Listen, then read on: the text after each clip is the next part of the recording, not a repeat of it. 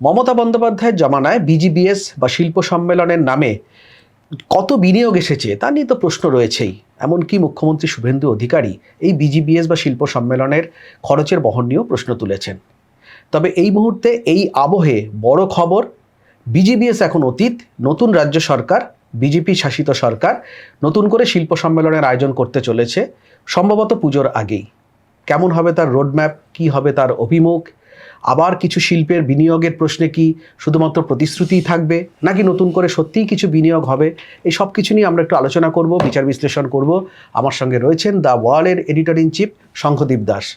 BGBS নিয়ে যেহেতু প্রশ্ন তুললাম, মানে শুরুটা করলাম, বিজিবিএস নিয়ে তো সত্যিই বিতর্ক রয়েছে, বিনিয়োগ কতটা হয়েছে সবাই ধন্দে এটা নিয়ে, মানে প্রশ্ন ওঠে যে খাজনার চেয়ে বাজনা বেশি হয়ে গেছে কিনা। তা এই শুভেন্দু অধিকারী সরকার, এই নতুন সরকার যদি শিল্প সম্মেলন করে তাহলে তাদের পরিকল্পনাটা কি? দেখো, বিজিবিএস হয়তো সফল হতে পারত। বিজিবিএস সফল হয়নি একটাই কারণে, যে এই যে আয়োজন করে যে বিজিবিএস হয়েছে, সেই আয়োজন কতটা যথার্থ না সেটার মধ্যে ঢুকছি না, খরচের বহন নিয়ে আমি ঢুকছি না, সেটা তো মুখ্যমন্ত্রী প্রশ্ন তুলেছে। আমি বলতে চাইছি যে বিজিবিএস হয়তো সফল হতে পারত যদি পশ্চিমবঙ্গে শিল্প সহায়ক একটা পরিস্থিতি থাকতো, পরিবেশ থাকতো। শিল্প সহায়ক পরিবেশ নেই, অথচ বাণিজ্য সম্মেলন হচ্ছে, সেইটা এই যে দ্বন্দ্বের কারণেই বিনিয়োগটা হয়নি। দেখো, শিল্প সহায়ক পরিবেশের জন্য কি দরকার ছিল যে একটা তো ল্যান্ড পলিসি নিয়ে মমতা বন্দ্যোপাধ্যায় একটা রিজিডিটি ছিল, যে শিল্পের জন্য জমি অধিগ্রহণে সরকারের কোনো ভূমিকা থাকবে না, মানে থাকবেই না, অনড় ছিলেন। এটা একটা রিজিডিটি, কোনো ফ্লেক্সিবিলিটি ছিল না। দুই হচ্ছে যে শিল্পের বা বিনিয়োগ আনার পূর্ব শর্ত হচ্ছে যে আইন শৃঙ্খলা পরিস্থিতির মধ্যে এই সিন্ডিকেট রাজ, তোলাবাজি এগুলো পড়ে। এই তোলাবাজি বা এক্সটর্শন এবং সিন্ডিকেট রাজ পশ্চিমবঙ্গ জুড়ে যে র্যাম্প্যান্ট, সেই অভিযোগ তো ছিলই। সেই অভিযোগে যদি পশ্চিমবঙ্গের মানুষ স্থিতিবিরক্ত হয়, তাহলে বাইরের কোনো লগ্নিকারী বা পশ্চিমবঙ্গেরও যারা ব্যবসায়ী, তারাই বা পশ্চিমবঙ্গে কতটা লগ্নি করতে আগ্রহী হবে, সেটা একটা প্রশ্ন। আর 3 নম্বর হচ্ছে যে অ্যাপ্রোচে মানে এই যে সিঙ্গেল উইন্ডো মমতা বন্দ্যোপাধ্যায় বলেছেন, কিন্তু কি সেটা হয়নি। তো এই সমস্ত কারণ মিলিয়ে পশ্চিমবঙ্গে বিজিবিএস করেছেন, অথচ কিন্তু শিল্প সহায়ক পরিস্থিতি তৈরি করেননি। শুধুমাত্র এয়ারপোর্ট থেকে আর মিলন মেলা পর্যন্ত যদি টুনি বাল্ব লাগিয়ে শিল্প চলে আসতো, তাহলে সব রাজ্যে শিল্প এরভাবে আসতো, এরভাবে তো আসতে পারে না। শিল্প সহায়ক পরিবেশ করা দরকার ছিল। এমনকি আমি তোমায় বলি যে পশ্চিমবঙ্গে একটি জনপ্রিয় মশলা মানে স্পাইসেস তৈরি করে, ঠিক আছে, খুব আমি নাম বলবো না, তাদের যে ইউনিট, সেই ইউনিটটি চলে হচ্ছে কর্ণাটকে।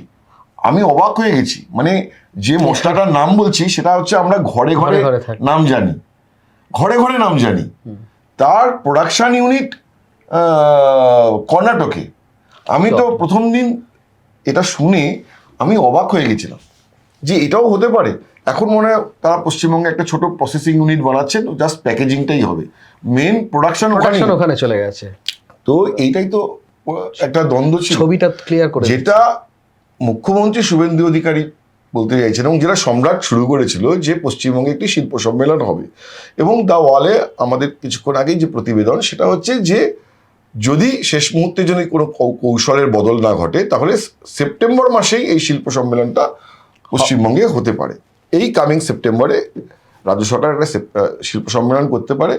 তাতে মুখ্যমন্ত্রী শুভেন্দু অধিকারী তিনি একটা ডেফিনেটলি এখন থেকেই বলে রাখা যায় যে বিজিবিএস এর বা বেঙ্গল গ্লোবাল বিজনেস সামিট, এটার যে একটা আড়ম্বর, যে জাঁকজমক ছিল, ওরকম হয়তো করবেন না, কিন্তু তার যে টার্গেট হচ্ছে যে অন্তত 2 বা 3টে স্পেসিফিক ইনভেস্টমেন্ট যে পশ্চিমবঙ্গে আসছে, সেটা ওখান থেকে ঘোষণা করা, ভালো। তার একটা হোমওয়ার্ক চলছে।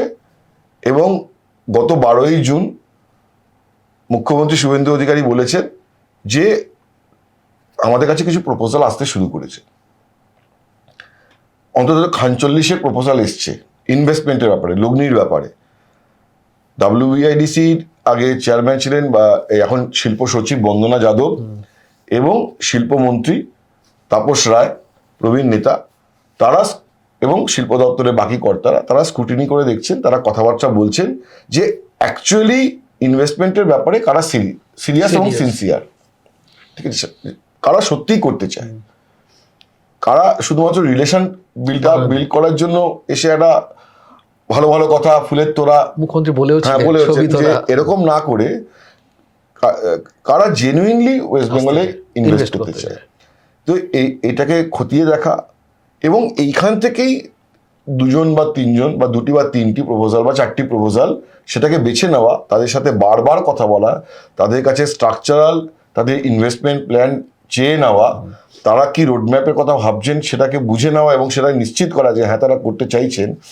সেই প্রপোজাল নিয়ে যদি সেন্টারে কোনো সাপোর্ট লাগে বা মিনিস্ট্রিয়াল যদি কোনো সাপোর্ট লাগে তাহলে সেটাকেও খতিয়ে দেখা, দেখে সেটা কোথায় কোথায় হতে পারে, তারা কোথায় লগ্নি করতে পারেন সেটা বিবেচনা করা। এইটা যদি করে ফেলা যায় তাহলে সেপ্টেম্বরে, মানে উনি যেটা চাইছেন সেটা হচ্ছে যে একটা ইন্ডাস্ট্রি সামিট হলো আর এসে কিছু মৌস্বাক্ষর হলো, আর আগামী দিনে পশ্চিমবঙ্গে বিনিয়োগের ইন্টেনশন বা অভিপ্রায় প্রকাশ করা হলো, এইটাতে না রাখতে। এইটা হবে শিল্প সম্মেলন মানেই এরকম কিছু মৌস্বাক্ষর হয়, এরকম কিছু অভিপ্রায় জানান, কিন্তু বিনিয়োগের জন্য একদম স্পেসিফিক ইনভেস্টমেন্টের ঘোষণা সেইটাকে নিশ্চিত হয়েই তবে তিনি করতে চাইছে। সেটা যদি না হয় তাহলে কিন্তু সেপ্টেম্বর হবে না, কিন্তু সেটা যদি সেপ্টেম্বরের মধ্যে হয়ে যায় তাহলে কাম সেপ্টেম্বর ডেফিনেটলি পশ্চিমবঙ্গে একটি শিল্প সম্মেলন হতে পারে।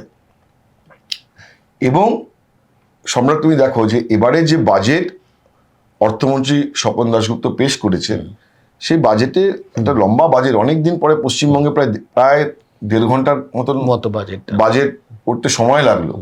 সেই বাজেটের প্রচুর ফাইনার পয়েন্টস আছে, প্রচুর ফাইন পয়েন্টস আছে।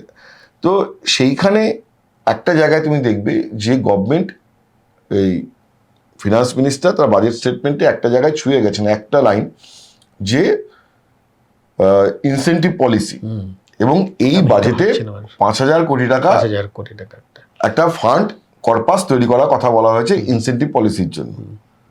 এই ইনসেন্টিভ পলিসি যে ঘোষণা করা হয়েছে মেনলি গভর্নমেন্ট আর কি, আমি গভর্নমেন্ট বলেছি বলে আমাকে অনেকে ফোন করে বলেছেন, আমি বলেছি যে অ্যাকচুয়ালি আমরা বাংলায় তো কথায় কথায় গভর্নমেন্টই বলি, আমরা ওই গভর্নমেন্ট বলি না। তো এটা আমাদের অভ্যেসে পরিণত হয়েছে। আর আমার সম্পাদক আগে কাগজে উনি বলতেন যে যতটা কলোকিয়াল ল্যাঙ্গুয়েজে তুমি বলবে তত মানুষের সাথে বেশি কানেক্ট করা সম্ভব হয়। এনিওয়েজ, আমি coming back to the point, যে ওই যে শিল্প সম্মেলন যদি সরকার করে সেপ্টেম্বর মাসে, তাহলে মাঝারি শিল্প, ক্ষুদ্র এবং মাঝারি শিল্পকে, যেই শিল্পগুলো ধরো পশ্চিমবঙ্গে যদি নতুন মাঝারি শিল্প এর মধ্যে পত্তন হয় বা 1 বছর 2 বছর তারা অলরেডি কাজ করছেন এবং তারা যদি শ্রমনিবিড় হন, মানে তারা যদি একটা এমপ্লয়মেন্ট জেনারেট করে থাকে, কেউ হয়তো 200, 500, অল্প কিন্তু কর্মসংস্থানের সুযোগ তৈরি করেছে, তাহলে এরকম কিছু এমএসএমই যারা খুব স্বচ্ছতার সঙ্গে কাজ করছেন এবং যারা একটা কর্মসংস্থানের সুযোগ তৈরি করতে পেরেছেন, তাদেরকে ওই ইনসেন্টিভ পলিসি যে ফান্ড তৈরি করেছে 5,000 কোটি টাকা ফান্ড, সেখান থেকে বেশ কিছু মাঝারি শিল্পকে বেছে নিয়ে তাদের ইনসেন্টিভের চেক ওই শিল্প সম্মেলন থেকে তুলে দেওয়া হবে, উৎসাহিত করা। এবং এই কারণেই দেওয়া হবে যে তাদের দেখে, ওই ইনসেন্টিভটা পাওয়াটা দেখে যদি পশ্চিমবঙ্গে আরো মানুষ, আরো উদ্যোগপতিরা তারা যাতে মাঝারি শিল্পে বিনিয়োগ করেন। কারণ সরকার জানে যে সরকারের কাছে একটা জিনিস পরিষ্কার, সেটা হচ্ছে যে বৃহৎ শিল্প করতে গেলে তার জমি, তার পারমিশন, তার সব, যতই সিঙ্গেল উইন্ডো বলি না কেন, এটা একটা টাইম কনজিউমিং একটা, আর পশ্চিমবঙ্গের জমির একটা সংকট রয়েছে। তো সেই জায়গায় তুমি দেখো বাজেটে বারবার ফিরে এসছে horticulture, pisciculture, food processing unit. Food processing ইউনিটের জন্য বিশাল একর জমি লাগবে না, দরকার নেই, একটা 3-4 একর জমির মধ্যে একটা ফুড প্রসেসিং ইউনিট হতে পারে। তাহলে এইরকম যদি মাঝারি শিল্প তারা যদি উৎসাহী হয়, আজকেই আমার এক ভদ্রলোকের সাথে কথা হচ্ছিল, তিনি আমায় বলছিলেন যে তারা বর্ধমানে একটি ফুড প্রসেসিং ইউনিট গড়বার ব্যাপারে অলরেডি কথা বলা শুরু করেছেন এবং গভর্নমেন্টের কাছে প্রপোজাল পাঠিয়েছেন। তারা ল্যান্ড মোটামুটি আইডেন্টিফাই করে ফেলেছেন এবং তারা একজন বিদেশি বিনিয়োগকারীও এর নেপথ্যে আছে। আচ্ছা, আমি নাম বলতে চাইছি না যতক্ষণে না করছেন, কিন্তু তার মানে কি, তার মানে এই যে ইনসেন্টিভ পলিসি বা গভর্নমেন্টের অ্যাপ্রোচ, সেটা কোনো না কোনোভাবে একটা পজিটিভ রেজোনেন্স তৈরি করেছে বলেই যে আজকে এই গভর্নমেন্ট তৈরি হওয়ার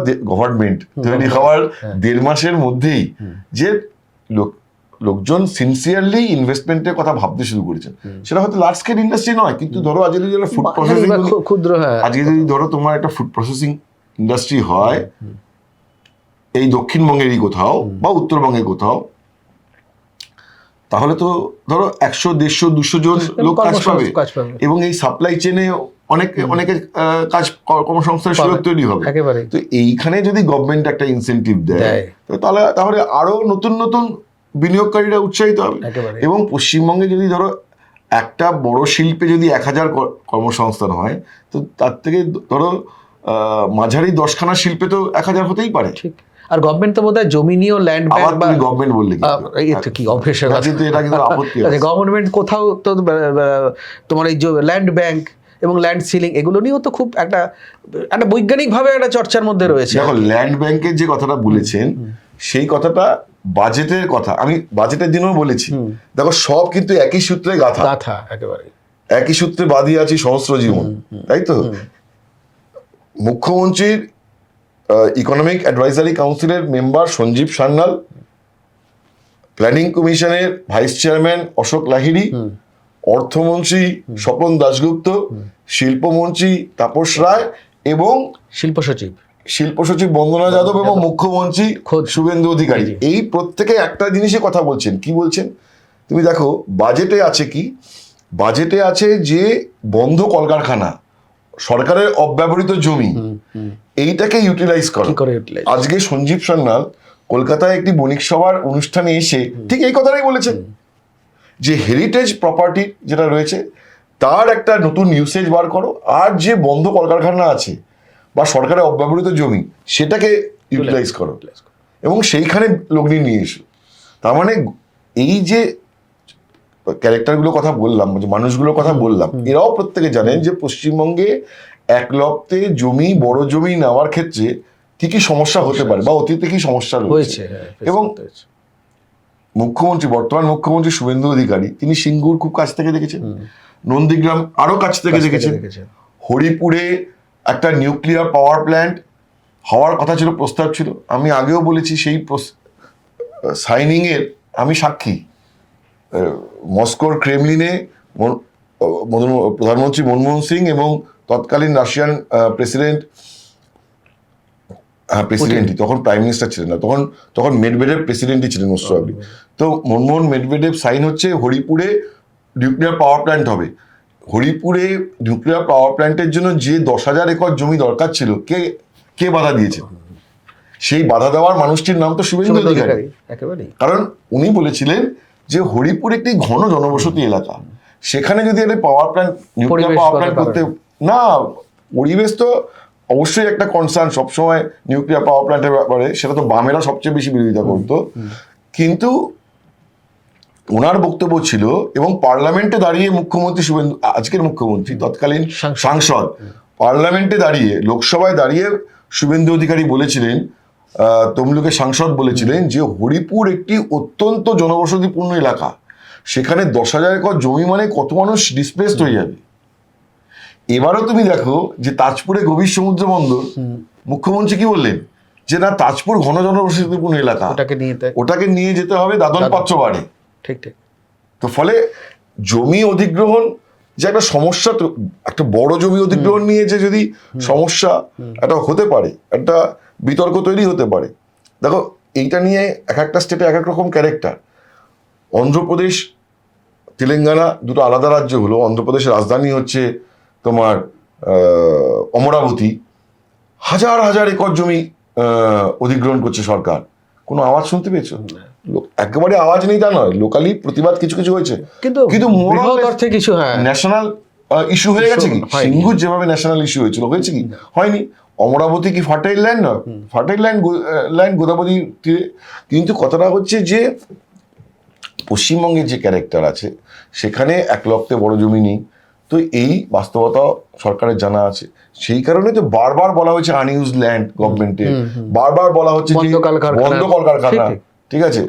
তো সেই জমিতে যদি করা যায়, আরে ডানলপ কি বিপুল মানে পরিমাণ জমি পড়ে আছে, শাহগঞ্জের ভেতরে যে কি বিশাল আয়তনের একখানা একটা জমি রয়েছে, কারো ধারণা আছে? এটা অনেক বাস্তববাদী চিন্তা। হ্যাঁ, কিন্তু এটা তো দেখো আগে সরকারও করতে পারতো, নানা কারণে করেনি। এবং দ্বিতীয় কথা হচ্ছে যে এই যে বর্তমান বিজেপি সরকার, সেন্টারে বিজেপি থাকার জন্য কিছু সুবিধা আছে। যাই হোক, আমরা যে পয়েন্ট নিয়ে আলোচনা করছিলাম সেটা হচ্ছে ওই যে একটা শিল্প সম্মেলন সেপ্টেম্বরে করা এবং সেখান থেকে কিছু ইনসেন্টিভ ঘোষণা করা, যাতে করে যতদিন না এই বড় শিল্প হচ্ছে একটা বড় শিল্প পত্তন করতেও গড়ে তুলতেও অনেকদিন সময় লেগে যায়। তাহলে কি বাকি 2 বছর শুধু গড়াই দেখবে পশ্চিমবঙ্গ? তাহলে তো কর্মসংস্থানও করতে হবে। তাহলে ইমিডিয়েট কর্মসংস্থানের সুযোগ করতে পারে মাঝারি শিল্প। একটা ফুড প্রসেসিং ইউনিট তৈরি করতে কম সময় লাগে, কম সময়ের মধ্যে হতে পারে, ঠিক আছে। তো ফলে সেখানে একটা ইমিডিয়েট কর্মসংস্থানের সুযোগ তৈরি হতে পারে এবং মানুষও দেখতে পারে যে হ্যাঁ একটা কারখানা হচ্ছে। তো সেইটাকে ইনসেন্টিভাইজ করা, এবং মুখ্যমন্ত্রী ঘোষণা করেননি কিন্তু নবান্নের 14 তলা সূত্রে বা ওয়ালের কাছে খবর যে যেটা আজকে 5,000 কোটি টাকার ইনসেন্টিভ ফান্ড বলা হচ্ছে, সেটা বাড়িয়ে নেক্সট ফাইন্যান্সিয়াল ইয়ারে বা তার পরের ফাইন্যান্সিয়াল ইয়ারে। তার কারণ হচ্ছে যে গভর্নমেন্টেরও একটা ফাইন্যান্সিয়াল কনস্ট্যান্ট আছে, তো চেষ্টা হবে নেক্সট ফাইন্যান্সিয়াল ইয়ারে, না হলে পরের ফাইন্যান্সিয়াল ইয়ারে ওটাকে 20,000 কোটি টাকা একটা ইনসেন্টিভ ফান্ডে নিয়ে যাওয়া হয়ে যাবে। সেক্ষেত্রে 20,000 কোটি টাকা ছিল পশ্চিমবঙ্গে। মমতা বন্দ্যোপাধ্যায় প্রান্তিক এলাকার উন্নয়নের জন্য টাকা দরকার বলে ওই ইনসেন্টিভ ফান্ড বন্ধ করে দিয়েছিলেন, ওইটা বন্ধ করে দিয়েছিলেন। দা ওয়ালে আমরাই সবার আগে বাজেটের আগে লিখেছি, আবার অনেকে বলবেন যে আমরা ঢাক পেটাচ্ছি, কিন্তু ঢাক তো কিছু কিছু জায়গায় পেটাতেই হবে, কিছু করার নেই। কিছু জায়গায় ঢাক পেটাবই। দেবপ্রিয় সেনগুপ্তের লেখা খবর যে বাজেটে ইনসেন্টিভ ঘোষণা করা হতে পারে, অ্যান্ড দ্যাট হ্যাপেন্ড। সেখানেই এই ব্যাখ্যাটা ছিল যে 20,000 কোটি টাকার যে ইনসেন্টিভ ফান্ড কিভাবে মমতা বন্দ্যোপাধ্যায় সরকার বন্ধ করে দিয়েছিল এবং এই নতুন সরকার শুরু করতে চলেছে।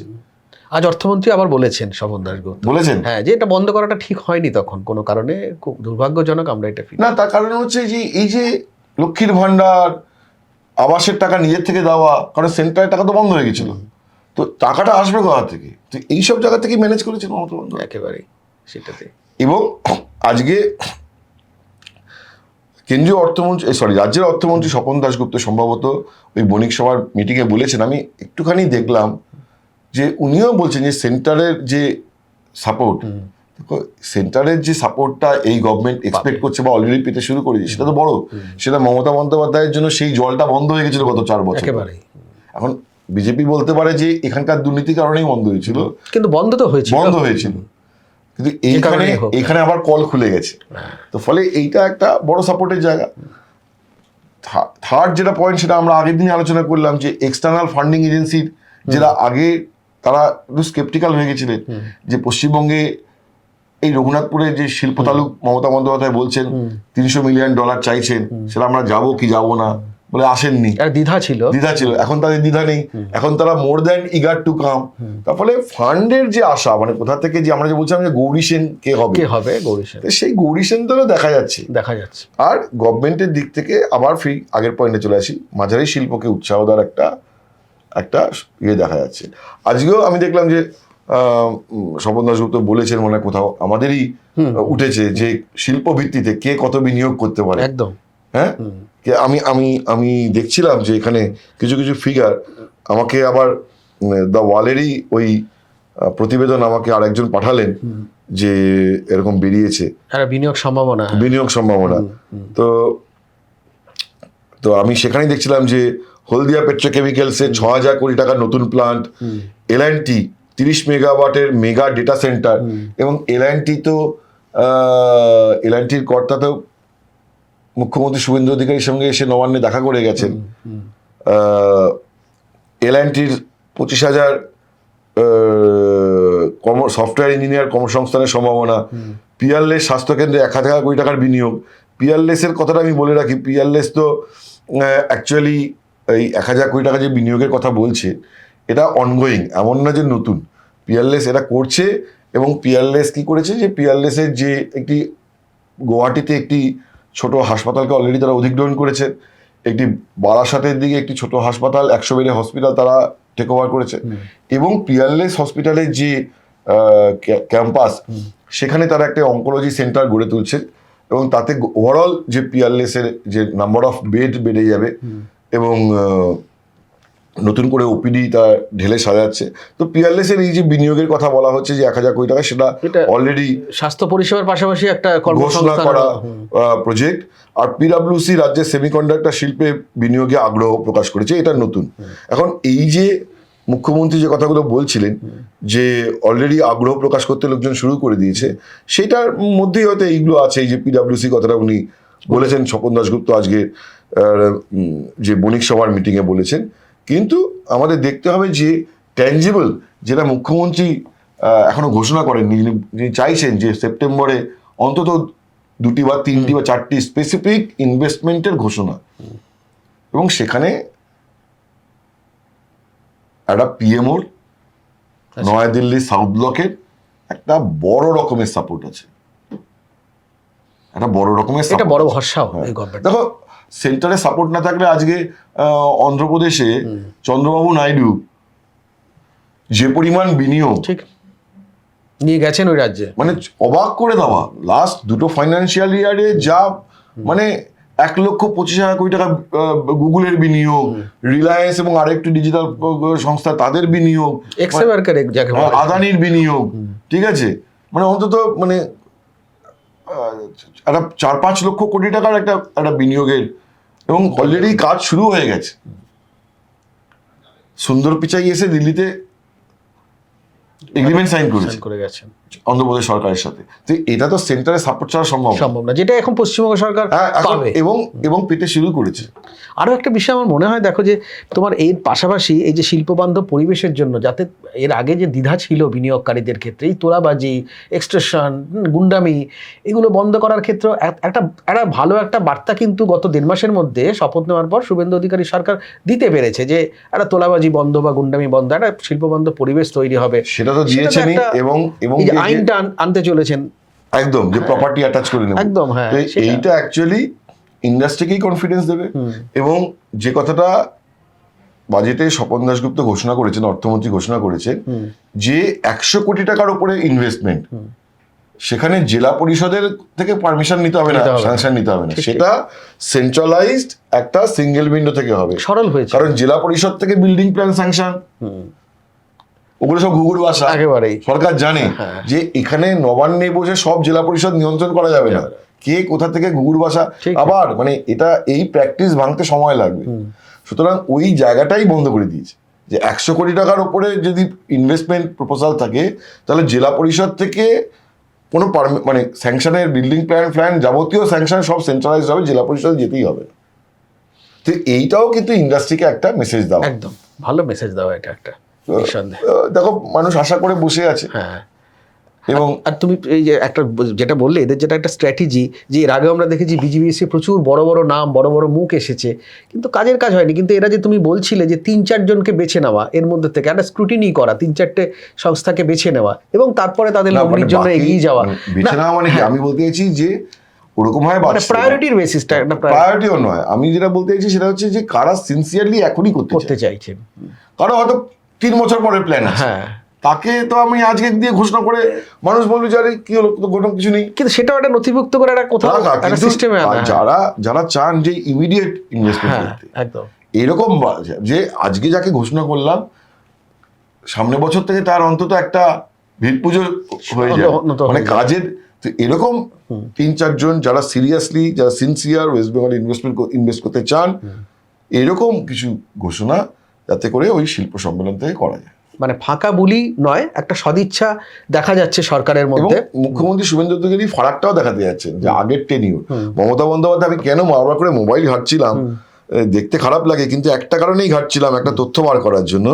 সেটা হচ্ছে যে লাস্ট শিল্প সম্মেলন সম্ভবত 2025 সালের ফেব্রুয়ারি মাসে হয়েছিল, এবং সেই দিনকে যেদিনকে ক্লোজিং সেরিমনি হয় সেদিনকে তৎকালীন মুখ্যমন্ত্রী মমতা বন্দ্যোপাধ্যায় বলেছিলেন যে এর আগে গত 7টি শিল্প সম্মেলন থেকে পশ্চিমবঙ্গে 19.5 লক্ষ কোটি টাকার লগ্নির প্রস্তাব এসেছে এবং তার মধ্যে 13 লক্ষ কোটি টাকার কাজ সম্পন্ন হয়ে গেছে। পশ্চিমবঙ্গে 13 লক্ষ কোটি টাকা যদি বিনিয়োগ হয়ে যেত, পশ্চিমবঙ্গে স্বর্গরাজ্য হয়ে যেত, চেহারাই বদলে যেত। আমাদের ছেলে মেয়েদের চাকরি এই ফিগারটা আবার মনে করানোর একটা দরকার ছিল। 19.5 লক্ষ কোটি টাকার প্রপোজাল, 13 লক্ষ কোটি টাকা বাস্তবায়িত হয়ে গেছে, কাজ হয়ে গেছে। এনিওয়েজ, আমাদের তাকিয়ে থাকতে হবে যে এই সরকার, সে শিল্প সম্মেলন থেকে হোক বা এমনি হোক, নবান্নে থেকে হোক, কি ঘোষণা আসে এবং পশ্চিমবঙ্গে কত তাড়াতাড়ি শ্রমনিবিড় শিল্প, কারণ কর্মসংস্থানটা খুব জরুরি, ঠিক, যে লেবার ইন্টেন্সিভ যে ইন্ডাস্ট্রি সেটা কত তাড়াতাড়ি হয়, সেটা সার্ভিস ইন্ডাস্ট্রি হোক, সেটা এমএসএমই, সেটা ফুড প্রসেসিং হোক, যাই হোক না কেন, সেটা আমাদের একটা নজর থাকবে যাতে করে তাহলে পশ্চিমবঙ্গে ইকোনমিক অ্যাক্টিভিটি আবার সত্যি একটা মোবিলাইজেশনও হবে আর কি। হ্যাঁ, এবং সেটা যদি সেপ্টেম্বরের মধ্যেই শিল্প সম্মেলন হয় এবং একটা রূপরেখা সরকার দিতে পারে, হচ্ছে ভালো খবর রাজ্যবাসীর জন্য আর কি হতে পারে। আজ এ পর্যন্তই। সব খবর দেখার জন্য, প্রথম খবর, সঠিক খবর দেখার জন্য চোখ রাখুন দ্য ওয়ালে।